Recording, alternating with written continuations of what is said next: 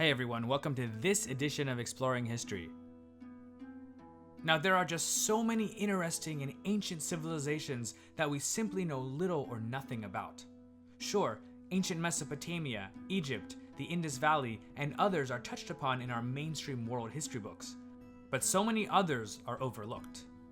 In this program, I want to introduce you to one of those ancient civilizations with a rich history and culture that few outside the Mediterranean world know much about. I'm referring specifically to the people historians and archaeologists call the Minoans. What's really interesting, at least for me, is that the Minoans were relatively isolated from the rest of the world. By this I mean that they were pretty much based on what is today the island of Crete. These people produced a civilization and artwork that was in many ways as advanced and beautiful as some of the more established ones on the continents of Asia and Africa. It's really truly remarkable. So let's talk about it. The Minoan civilization was more or less in existence and thrived during the period that we call the Middle Bronze Age, roughly between the years 2000 to about 1500 BCE. As mentioned before, it was mostly centered on the island of Crete in the Mediterranean Sea. However, as a seafaring people, they without a doubt influenced nearby areas outside of their little island enclave, and were likewise influenced by their neighbors, not just the nearby Greek islands and the mainland, but from Anatolia, the Syro-Palestinian coast, and even Egypt. With their unique culture, architecture, art, jewelry, dress, and perhaps even language, Minoan ideas spread to the other cultures across the Aegean and Eastern Mediterranean seas. It was in the 1890s that British historian and archaeologist Arthur Evans came across a bunch of ancient clay seals in a market in Athens. Often worn as charms by the locals, it was said that they came from what at that time had been the relatively unexplored island of Crete. Now, Evans hadn't seen anything like this before. What really got his attention was that they seemed to have had some unknown form of writing on them. He decided to go to the source, Crete itself, to see what he could find. Venturing to Crete, Evans and his team began digging at a site called Knossos. What they found was truly stunning. For the next 5 years, from 1900 to 1905, Evans discovered the massive ruins of a palace which in a sense confirmed old legends and myths that indeed there had been an ancient and advanced civilization on the island of Crete. In fact, he found something which resembled a scene taken straight out of Greek mythology, the famed Labyrinth of King Minos, where according to legend was kept the feared minotaur, a creature who was half man, half bull. In fact, the artifacts and findings that Evan was digging up seemed to indicate some sort of bull cult that was practiced by the inhabitants of the civilization, who he called Minoans, after the legendary king, Minos. Of course, Evan wasn't dealing with mythology, he was discovering and exploring history. He divided up Minoan civilization's history into 3 main phases: the early Bronze Age, or early Minoan period, from 3000 to 2100 BCE, the Middle Bronze Age, or Middle Minoan period, from 2100 to 1600 BCE, and the Late Bronze Age, or Late Minoan period, from 1600 to about 1100 BCE. These classifications came from what Evans observed to be distinct pottery styles. These were later modified into more specific phases, the details of which I'm not going to go into over here. Now, being an island in the Mediterranean begs the question, just where did the Minoans come from? It's not known for sure, but most experts in the field believe that they journeyed to Crete from Anatolia, sometime around the year 7000 BCE. Upon arrival, they probably farmed crops, herded sheep, and domesticated cattle. Now, speaking of cattle, bulls especially seem to have been a favorite subject in Minoan art and culture, to the point that it seems that they even worshipped them.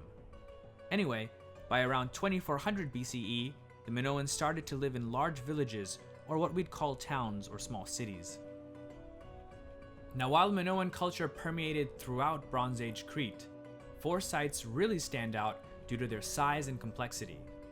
These are known as the palatial sites, because they all have the ruins of large palaces within them.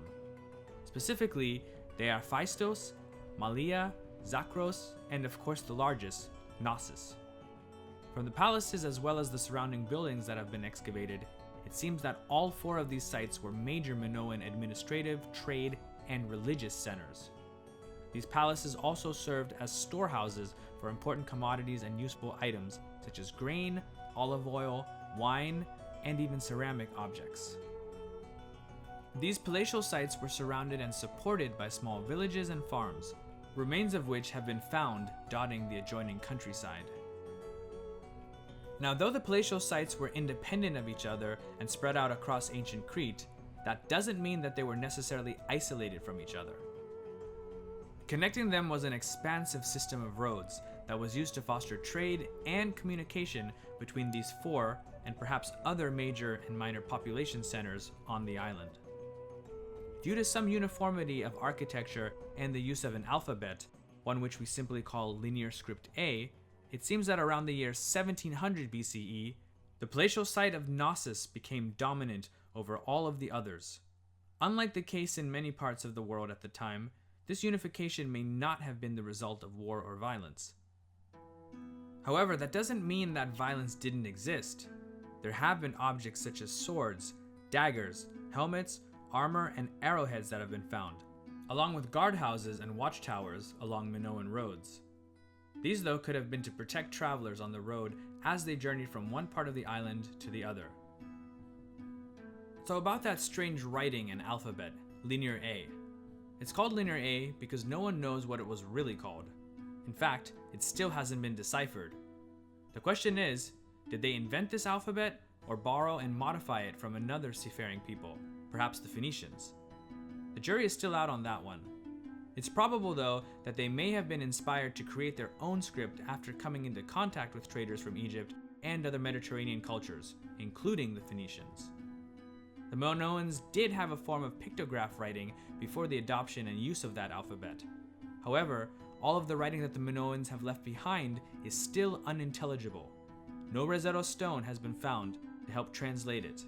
Instead, we have a lot of highly visual art that helps us to put together what Minoan life may have been like. Some of the greatest and most beautiful visual displays of Minoan life can be found in their pottery and the many frescoes that adorn the walls, ceilings, and floors of their buildings. One thing that these works visually articulate is the Minoans' love of nature and the sea. The theme or motif is present in most forms of their artwork. Along with natural beauty and landscapes, the Minoans created vivid depictions of animals, especially bulls, birds, dolphins, fish, octopus, and even what appear to be monkeys. Like their language and religion, many questions about the decline of Minoan civilization also remain unanswered. Some believe that this destruction could have been the result of war due to evidence of fires at several palatial sites, all occurring around the year 1450 BCE. Others blame a natural calamity, such as a tsunami or possibly the eruption of a massive volcano. Yet another popular theory is that Mycenaean civilization from the Greek mainland found its way to Crete in the mid-2nd millennium BCE and gradually overtook it. To be honest though, nobody knows for sure exactly what happened. What we do know is that by around 1200 BCE, all of the palatial sites of Crete were more or less abandoned. It would be another 500 years or so before Crete would have another known civilization populated, that being Greek colonists from mainland Europe, most of whom would start to arrive in the 8th century BCE. Anyway, that wraps up our program on the Minoans and their civilization. Thanks so much for stopping by the channel. I hope you learned something from this, and if you did, please hit that like button and subscribe. Thanks again, and hope to catch you next time.